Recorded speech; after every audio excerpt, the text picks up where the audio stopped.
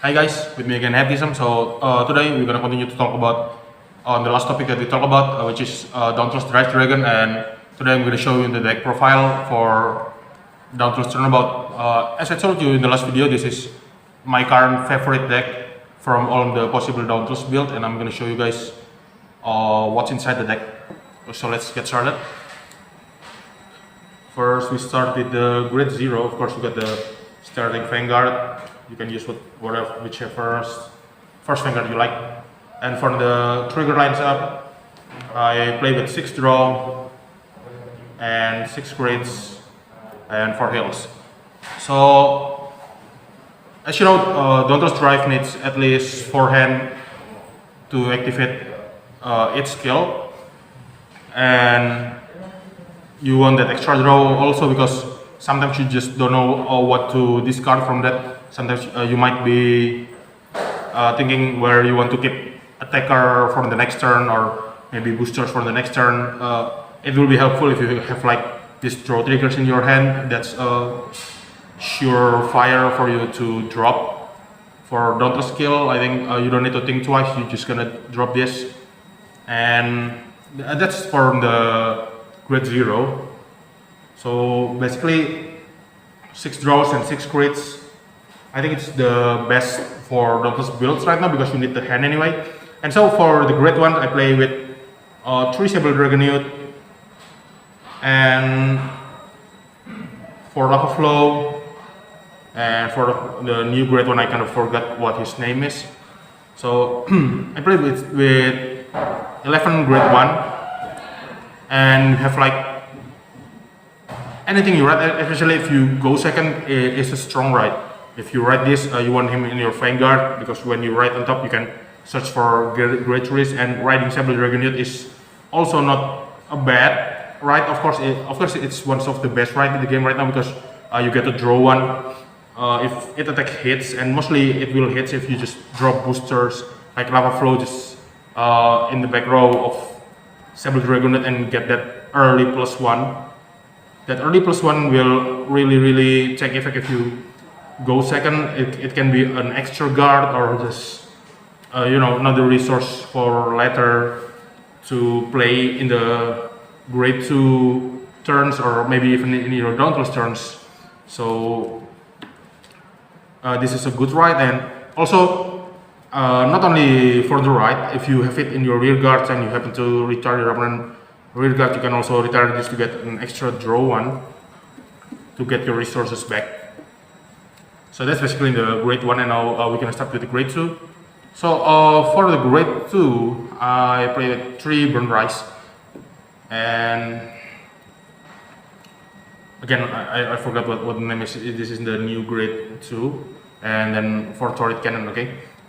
So the 3 Burn Rice is for extra finisher shot. Sometimes in your Dauntless turn, especially if you are going first, you can kill off your opponent instantly if you have this in your rear guard and your opponent is on high damage when you reach Grade 3. Like especially if you get like at least 1 or 2 Lava Flows in the early games and some Grade 2 attackers in the early games, you can rush your opponent and make him take like 2 or 3 damage. And as I said in the last video, 3 damage is usually already in the kill range of this Dauntless deck, especially if you have like Burn Rice in your rear guard, which can get extra power and extra critical. You can just kill the game off right there and then. So that's for the Grade 2, and of course the rest of it is just draw powers against for the Dauntless to maximize the potential of Dauntless Drive Dragon, and Dauntless Drive Dragon needs 4 hands at least, so you're gonna need that draw powers. And for the Grade 3s, finally, we will have, of course, 4 Dauntless Drive Dragons. Again, as I said on my last video, the best thing to write on top of Dauntless is Dauntless itself. So the strategy is basically you just write Dauntless for the first, and if you have another Dauntless in your hand, you might want to discard the rest of the Grade 3s in your hand because this deck has so many Grade 3s. We get into that later. So first it's for Dauntless, and then for the Turnabout and 3 Overlords. Yeah. Basically, if you ride the Turnabout on top of Dauntless, you get 7 attack if you have at least 2 Overlords in your rear guards. So there is 7 attacks with your rear guard attacking 4 times and your Vanguard attacking 3 times. And not to mention the power boost from Dauntless and the Turnabout itself. It's gonna be a huge finishing turn, and your opponent have to commit a lot of resources just to guard that if they can survive. But again, the thing is, I think it needs some kind of a setup, but it's not that hard, especially with all the draw powers in this deck. And back again, that what I think the best grade 3 to ride on top of Dauntless is still Dauntless itself. So maybe like if you have like hands, if you have Dauntless in Vanguard and you have like hands like this, you might and you have hands like this, you might just want to discard the other grade 3 for Dauntless to restand, and next turn just ride Dauntless on top of Dauntless. It's the deck is really simple, but it gets that extra finishing curve.